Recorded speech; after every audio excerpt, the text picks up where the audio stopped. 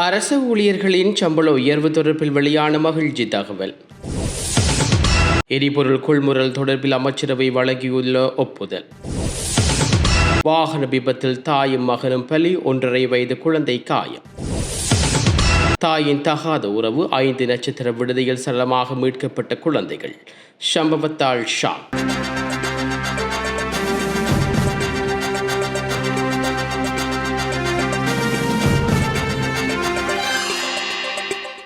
இலங்கை பெட்ரோலிய கூட்டுத்தாபனத்துக்கு நீண்டகால ஒப்பந்தங்களின் கீழ் எரிபொருள் கொள்முதல் செய்வதற்கான முன்மொழிக்கு அமைச்சரவை ஒப்புதல் அளித்துள்ளது.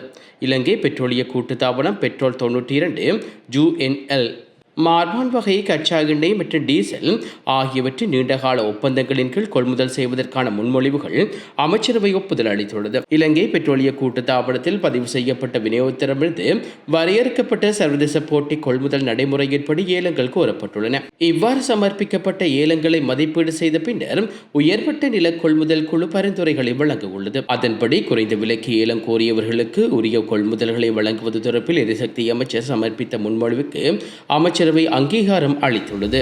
நாட்டில் கடந்த 24 மணித்தியாலத்தில் மாத்திர டெங்கு காய்ச்சலினால் 1509 பேர் பாதிக்கப்பட்டுள்ளதாக டெங்கு கட்டுப்பாட்டு பிரிவு அதிர்ச்சிகரமாக தெரிவித்துள்ளது. அதன்படி இந்த ஆண்டில் இதுவரையான காலப்பகுதியில் டெங்கு காய்ச்சலினால் 90,306 டெங்கு நோயாளர்கள் பதிவாகியுள்ளார்கள். அத்துடன் 65 பேர் உயிரிழந்ததாக தேசிய டெங்கு கட்டுப்பாட்டு பிரிவு வெளியிட்டுள்ள அறிக்கையில் குறிப்பிடப்பட்டுள்ளது. அதிகளவான டெங்கு நோயாளர்கள் ஜூலை மாதத்தில் பதிவாகியுள்ளதுடன் குறித்த மாதத்தில் 29,979 டெங்கு நோயாளர்கள் அடையாளம் காணப்பட்டுள்ளார்கள். அதே நேரம் ஜூன் மாதத்தில் 21,533 பேர் டெங்கு நோயாளர்களாக அடையாளம் காணப்பட்டுள்ளார்கள். அதேவேளை ஆகஸ்ட் மாதத்தின் முதல் 10 நாட்களில் மாத்திரம் 4,959 டெங்கு நோயாளர்கள் புதிதாக பதிவாகியுள்ளார்கள். மாகாண ரீதியில் மேல் மாகாணமே அதிகளவில் பாதிக்கப்பட்டுள்ளது. அதன்படி நாட்டில் மொத்த டெங்கு நோயாளர்கள் 52.96%, 47,827 பேர் மேல் மாகாணத்தில் பதிவாகியுள்ளார்கள். மாவட்ட ரீதியில் அதிகளவான நோயாளர்கள் கம்பஹா மாவட்டத்திலேயே பதிவாகியுள்ளதுடன் அங்கு 19,204 பேர் பாதிக்கப்பட்டுள்ளார்கள். இதனிடையே நாடளாவிய ரீதியில் 119 சுகாதார மருத்துவ அதிகாரிகள் பிரிவுகள் அதிகபாய டெங்கு வலயங்களாக அடையாளம் காணப்பட்டுள்ளதாக தெரிவிக்கப்படுகிறது. தம்புள்ளை மகியங்கடை பிரதான வீதியில் பகமூன தமையாய பகுதியில் தனியார் பயணிகள் பேருந்தொன்று உந்துருளி ஒன்றும் மோதி விபத்துக்குள்ளானதில் 2 உயிரிழந்துள்ளார்கள். இன்று அதிகாலை இடம்பெற்ற இந்த கோர விபத்தில் 63 வயதுடைய தாயாரும் அவரது 43 வயதுடைய மகனுமே இவ்வாறு உயிரிழந்துள்ளார்கள். மேலும் உயிர்ந்த நபரின் 1.5 வயது குழந்தையும் பலத்த காயமடைந்து புலனறுவை மருத்துவமனையில் அனுமதிக்கப்பட்டுள்ளார். களுந்தேவ பகுதியில் நடைபெற்ற பிறந்தநாள் விழா ஒன்றுக்கு சென்று மீண்டும் வீடு திரும்பிக் கொண்டிருந்த போது இவர்கள் விபத்துக்குள்ளாகியுள்ளார்கள். குறித்த பேருந்து கொழும்பிலிருந்து கல்முறை நோக்கி பயணித்துக் கொண்டிருந்ததுடன் அதற்கு முன்னால் சென்ற உந்துருளி தமையான பகுதியில் திரும்ப முற்பட்ட வேளை இந்த விபத்து சம்பவித்துள்ளதாக தெரிவிக்கப்படுகிறது. சம்பவ தொடர்பில் பேருந்தின் சாரதி பகமுன காவல்துறையினரால் கைது செய்யப்பட்டுள்ளனர். அரசு ஊழியர்களின் கண்ணியத்தை பாதுகாக்கும் வகையில் அவர்களின் சம்பளத்தை அதிகரிப்பதற்கு நடவடிக்கை எடுக்கப்பட்டுள்ளதாக பிரதியமைச்சர் நலிந்த ஹேவகே தெரிவித்துள்ளார். கொழும்பில் நடைபெற்ற நிகழ்வு ஒன்றில் கருத்து தெரிவித்த பின்னர் ஊடகங்களுக்கு கருத்து தெரிவிக்கும் போதே பிரதியமைச்சர் இதனை குறிப்பிட்டுள்ளார். இதன்போது அரசு தேவைக்கு 72,000 புதிய ஊழியர்கள் இணைத்துக் கொள்வதற்கு நடவடிக்கை எடுக்கப்பட்டுள்ளதாக தெரிவித்துள்ளார். கடந்த காலங்களில் முறையான தகுதிகளின் அடிப்படையில் நியமனங்களும் பதவி உயர்வுகளும் வழங்கப்படாததால் அரசு சேவையில் தரம் வெகுவாக வீழ்ச்சியடைந்ததாக அவர் குற்றம் சாட்டியுள்ளார். நாட்டின் முக்கிய நிர்வாக கட்டமைப்பாக திகழும் சிவில் சேவையை வலுப்படுத்துவது அரசாங்கத்தின் முதன்மை பொறுப்பாகும் என்றுள்ளார். அத்துடன் அரசு சேவையில் சுமார் 72,000 புதிய ஊழியர்களை புதிதாக சேர்த்துக் கொள்வதற்கான திட்டங்கள் முன்னெடுக்கப்பட்டு வருவதாகவும் அவர் உறுதியளித்துள்ளார். எதிர்காலத்தில் அரசு ஊழியர்களின் இடமாற்றங்கள், பதவி உயர்வுகள் மற்றும் அவர்களின் பிள்ளைகளுக்கான பாடசாலை சேர்க்கைகள் என்பன அரசியல் தலையீடுகளின்றி சரியான வழிமுறை ஊடாகவே மேற்கொள்ளப்படும் என்றும் பிரதியமைச்சர் நளின் ஹேவகே உறுதியளித்துள்ளார். அரசு ஊழியர்கள் அவர்களின் திறமைகள் மற்றும் தகுதிகளின் அடிப்படையில் மதிப்பிட வேண்டும் என்றும் அவர்கள் நாட்டின் வளர்ச்சிக்கு நேர்மையுடன் பங்களிக்க வேண்டும் என்றும் வலியுறுத்திய அவர் முறைகேடுகள் நடக்கும் பட்சத்தில் மட்டுமே அரசாங்கம் தலையிடும் என்றும் சுட்டிக்காட்டியுள்ளார். யுத்த காலத்தில் முறையான ஆவணங்கள் இன்றி இந்தியாவுக்கு சென்று எதிரியாக பதிவாகியுள்ள இலங்கையர்கள் மீண்டும் தாயகம் திரும்புவதற்கு தேவையான குடிவரவு தடைகளற்ற வசதிகளை வழங்குவதில் அமைச்சரவை அனுமதி வழங்கியுள்ளது. பொதுமக்கள் பாதுகாப்பு மற்றும் நாடாளுமன்ற விவகாரங்கள் அமைச்சினால் சமர்ப்பிக்கப்பட்ட யோசனைக்கு அமைச்சரவை இந்த ஒப்புதல் அளித்துள்ளது. யுத்த காலத்தில் நிலவிய சீரற்ற சூழ்நிலை காரணமாக அங்கீகரிக்கப்பட்ட துறைமுகங்கள் மூலமன்றி மட்டுமன்றி முறையான கடவுச்சீட்டின்றி இந்தியாவுக்கு சென்ற பலர் அங்கு ஏதிலிகளாக பதிவு செய்துள்ளார்கள்.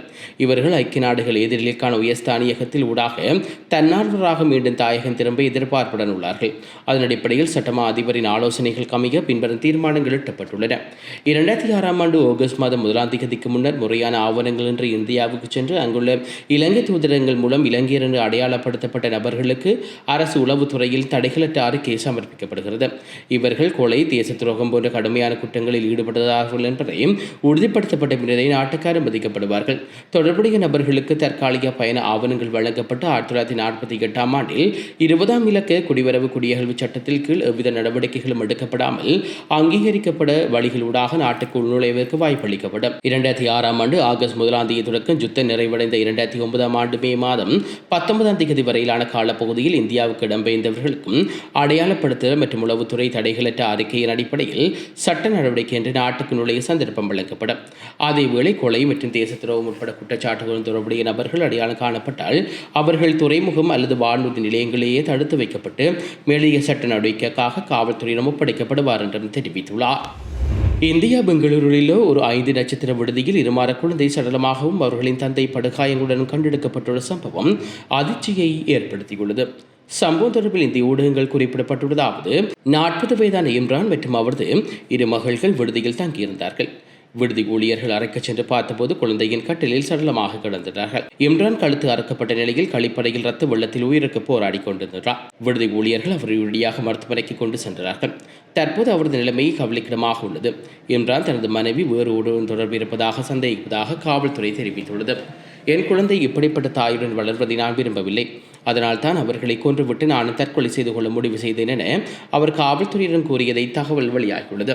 இம்ரான் தன் 2 மகள்களையும் கழுத்தை நிறுத்தி கொன்றுவிட்டு கத்தியால் கழுத்தை அறுத்து தற்கொலைக்கு முயன்றதாக காவல்துறை தெரிவித்துள்ளது. இது தொடர்பாக கொலை வழக்கு பதிவு செய்யப்பட்டுள்ளது. அவர் பெங்களூர் நகவாரா பகுதியைச் சேர்ந்தவர் என்று தெரிவிக்கப்பட்டதுடன் மேலதிக விசாரணைகள் முன்னெடுக்கப்பட்டு வருவதாகவும் குறிப்பிடப்பட்டுள்ளது. நாடு முழுவதும் மேற்கொள்ளப்படும் தினசரி தேடுதல் நடவடிக்கையின் போது 587 சந்தேக நபர்கள் கைது செய்யப்பட்டுள்ளார்கள். குற்றச்செயல்களில் ஈடுபட்டவர்களை கைது செய்யவும் போதைப்பொருள் தொடர்பான குற்றங்களை தடுக்கவும் நாடு முழுவதும் தேடுதல் நடவடிக்கை முன்னெடுக்கப்பட்டு வருகிறது. அதன்படி நேற்று மேற்கொள்ளப்பட்ட சோதனைகளின் போது 27,773 பேர் சோதனைக்கு உட்படுத்தப்பட்டுள்ளார்கள். இதன்போது குறித்த நபர்கள் கைது செய்யப்பட்டுள்ளதாக போலீசார் குறிப்பிட்டுள்ளார்கள். கைது செய்யப்பட்டவர்களில் 13 பேர் குற்றச்செயல்களில் நேரடியாக ஈடுபட்டவர்கள் என்று அடையாளம் காணப்பட்டுள்ளார்கள். அதே நேரம் திறந்த பிடியாணை உத்தரவு பிறப்பிக்கப்பட்ட 138 பேரும் கைது செய்யப்பட்டார்கள். மேலும் இந்த தேடுதல் நடவடிக்கையின் போது மதுபோதையில் வாகனம் செலுத்திய 65 பேரும் கவனக்குறைவாக வாகனம் செலுத்திய 114 பேரும் கைது செய்யப்பட்டுள்ளார்கள். அதேவேளை ஏனைய போக்குவரத்து விதிமீறல்கள் தொடர்பாக 4521 பேர் சட்ட நடவடிக்கைகளுக்கு உட்படுத்தப்பட்டதாகவும் போலீசார் குறிப்பிட்டுள்ளார்கள். முன்னாள் கடத்தொழில் அமைச்சர் ராயித சேனாரட்னவுக்கு எதிராக லஞ்ச ஊழல் ஆணைக்குழுவினால் குற்றப்பத்திரிகை தாக்கல் செய்யப்பட்டுள்ளது. ஊழல் குற்றச்சாட்டுகள் கொழும்பு மேல் நீதிமன்றத்தில் இந்த குற்றப்பத்திரிகை தாக்கல் செய்யப்பட்டுள்ளது. ராயித சேனாரட்ன கடத்தொழில் அமைச்சராக பணியாற்றிய காலத்தில் கிரந்த கடத்தொழில் துறைமுகத்தில் மணல் அகழும் பணியை கோரிய நிறுவனம் ஒன்றும் ஒப்படைத்ததன் மூலம் அரசாங்கத்துக்கு இரட்டத்தை ஏற்படுத்தினார் என்ற குற்றம் சுமத்தியே இந்த வழக்கு தாக்கல் செய்யப்பட்டுள்ளது. முஸ்லிம் பெண்களின் ஆடை விவகாரத்தில் அரசாங்கம் உறுதியான தீர்மானம் ஒன்றுக்கு வர வேண்டும் என்று திருகோணமலை மாவட்ட நாடாளுமன்ற உறுப்பினர் இம்ரான் மக்ரூப் தெரிவித்துள்ளார். கல்முனை வடக்கு வைத்தியசாலையில் முஸ்லிம் பெண் ஊழியர்களின் ஆடை குறித்து இன்று ஊடகங்களுக்கு கருத்து தெரிவித்த போது அவர் இந்த விடயத்தை கூறியுள்ளார். அவர் மேலும் தெரிவிக்கையில் முஸ்லிம் பெண்களின் ஆடை விவகாரம் சில அரசு உத்தியோகத்தர்களால் தேவையற்ற தலையீடுகளுக்கு உள்ளாகின்றது. இதுபோன்ற சம்பவங்கள் அடிக்கடி நிகழ்கின்றது. ஒவ்வொரு சமூகத்தவரும் சமய கலாச்சார உரிமைகள் அரசியலமைப்பில் ஊடாக உறுதிப்படுத்தப்பட்டுள்ளது. அரசியலமைப்பை பேணி நடக்க வேண்டியது ஒவ்வொரு அரசு உத்தியோகத்தரும் பொறுப்பாகும். இதனை மீறும் அரசு உத்தியோகத்தர்களுக்கு எதிராக நடவடிக்கை எடுக்கும் நடைமுறைகளை அரசாங்கம் நடைமுறைப்படுத்த வேண்டும். சில அரசு உத்தியோகர்கள் இதுபோன்ற செயற்பாடுகள் சமூகங்களிடையே மீண்டும் முரண்பாடுகளையும் பிளவுகளையும் ஏற்படுத்துகிறது. இது அரசாங்கத்தின் வளமான நாடு எனும் கொள்கையை கேள்விக்குறியாக்கும். எனவே முஸ்லிம் பெண்களின் ஆடை விவகாரம் அடிக்கடி தேவையற்ற தலையீடு செய்யப்படுவதால் அரசாங்கம் உறுதியான நடவடிக்கை எடுக்க வேண்டும் என்றும் தெரிவித்துள்ளார்.